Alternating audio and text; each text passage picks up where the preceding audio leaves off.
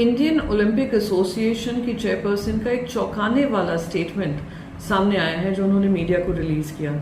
ये बात ध्यान में रखनी पड़ेगी कि जो ओलंपिक्स में इस टाइम इंडिया रैंक 72 पे आया है, जहाँ पे एक भी गोल्ड नहीं जीते हैं, 1 सिल्वर और 5 ब्रॉन्ज जीते हैं, वो भी चिंताजनक है और प्रोबेबली जो पिछले ओलंपिक्स हैं उससे कम की टैली है।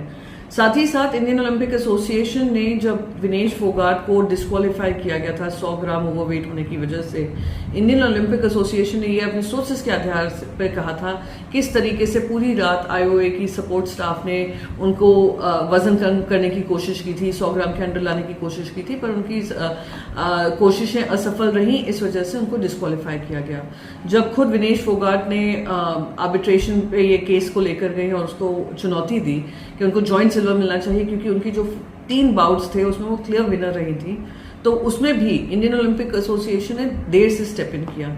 ये जग जाहिर है, सबको पता है, पर दुर्भाग्यपूर्ण स्टेटमेंट में ये है कि उन्होंने बिल्कुल पल्ला झाड़ दिया है अपनी जिम्मेदारी से, ये कहकर कि इंडियन ओलंपिक एसोसिएशन की कोई जिम्मेदारी नहीं होती है, वो स्टाफ जो है एक्सटर्नल सपोर्ट सिस्टम बनता है, ना कि हर एक इंडियन एथलीट के लिए सपोर्ट सिस्टम बनना। यानी जब आप कोई मेडल जीतो तो इंडियन ओलंपिक एसोसिएशन की तारीफ करो, पर अगर आप मेडल हारो तो इंडियन ओलंपिक्स एसोसिएशन अपना पल्ला झाड़ देती है। और अगर ओलंपिक्स में कोई कंट्रोवर्सी हो गई तो आपको they throw you under the बस।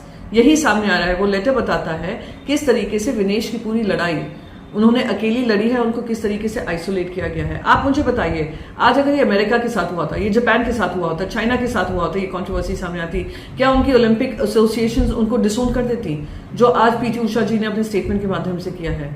दूसरा सवाल ये उठता है, जब ये आर्बिट्रेशन में इसकी हियरिंग हो चुकी है और उसका नतीजा आना कल बाकी है, उस समय पे उनको ये स्टेटमेंट देने की क्या जरूरत थी? आप एक रेसलर का मोरल डाउन कर रहे हैं। और क्या आने वाले समय में ओलंपिक एसोसिएशन अपनी सारी जिम्मेदारी से हटकर ये कह रहा है कि जो भी एथलीट्स जाए वो अपने बलबूते पे अपनी सपोर्ट टीम्स को लेकर जाएं और इंडियन ओलंपिक एसोसिएशन का उससे कोई लेन देन नहीं होगा?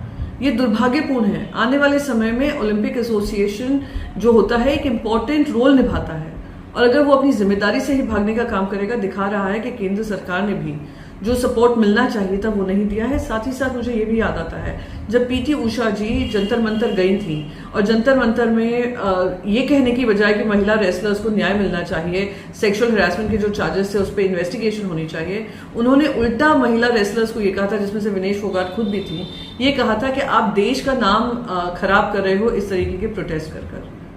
तो क्या एक ओलंपिक एसोसिएशन में ऐसा एक एम्पैथेटिक पर्सन नहीं होना चाहिए, एक ऐसा आदमी नहीं बनाना चाहिए, या एक ऐसी महिला नहीं डालनी चाहिए जो स्पोर्ट्स को समझते हो, स्पोर्ट्स पर्सन्स को समझते हो, उनके स्ट्रगल्स को समझते हो, और जो उनकी स्ट्रगल है और जो सपोर्ट सिस्टम वो आपसे उम्मीद कर रहे हैं वो उनको मिलता हो। अगर ये नहीं है तो ये जो उनका स्टेटमेंट है बहुत ही निंदनीय है, और मैं उसकी निंदा तो करती हूँ और केंद्र सरकार से पूछती हूँ, क्या वो भी इस स्टेटमेंट को मानते हैं और क्या वो भी इसमें अग्रीमेंट में है? अगर है तो इट इज शेमफुल।